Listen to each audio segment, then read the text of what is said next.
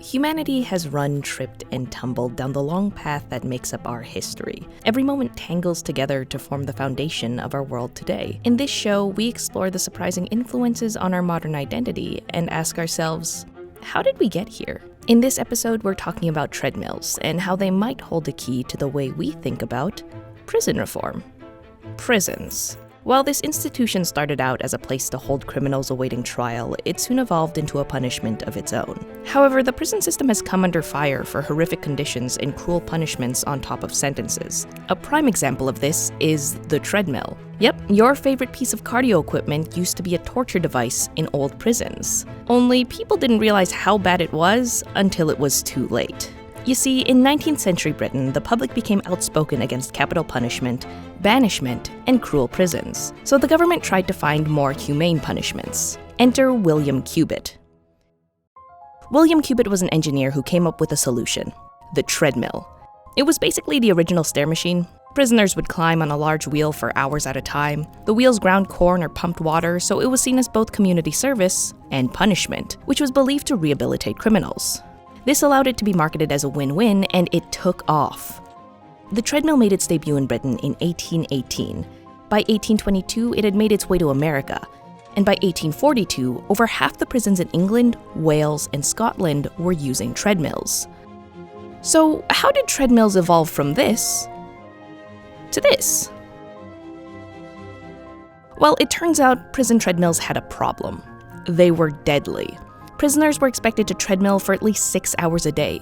That meant prisoners logged over 10,000 feet, the equivalent of climbing the CN Tower over 5 times every day. This caused prisoners' bodies to break down. It's been estimated that complications from the treadmill killed about 1 person per week. And so, the Prison Act of 1898 put an end to treadmills as punishment. But outside of punishment, treadmills were still going strong. Their design was developed to be flat so animals like dogs and horses could complete mundane tasks like churning butter. So why did humans get back on the treadmill? Ironically, it was for the same reason we got off in the first place: death.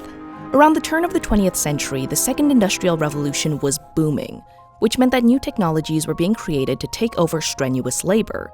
So, people were spending a lot less time being physically active, increasing rates of heart disease. By 1910, heart disease had become the top cause of death in America, surpassing even pneumonia and the flu.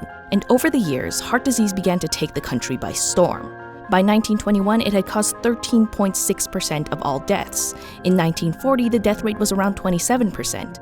And by the 60s, nearly 40% of all fatalities were related to heart disease. Unsurprisingly, doctors and researchers began to devote their time to trying to solve this crisis.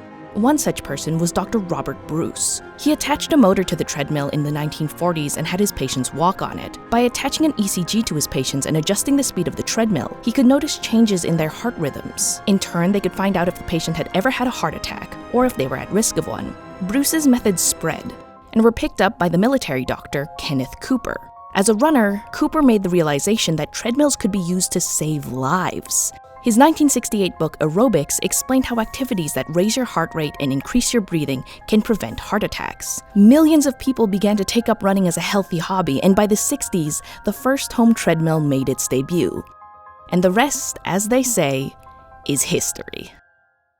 So what lesson can we take away from treadmills? In my opinion, the treadmill serves as this perfect example of taking something harmful, harnessing the good parts, and transforming it into something that can help society. Now, what if we took that same approach with prisons? The current prison system focuses on punishment as incapacitation and retribution. This is reflected in slogans like "lock 'em up and throw away the key" and "do the crime, do the time." But if the goal is preventing future crime, this system hasn't been found to be effective. It isn't a coincidence. It's a reflection of the prison system's inability to solve the problems that caused prisoners to offend in the first place. From substance abuse to mental health issues to just needing to put food on the table, criminals are often dealing with problems that land them in compromising positions. And since locking them in prison for years likely won't help them with those problems, they'll face the same issues when they get out, and so they may end up reoffending. So what can we do?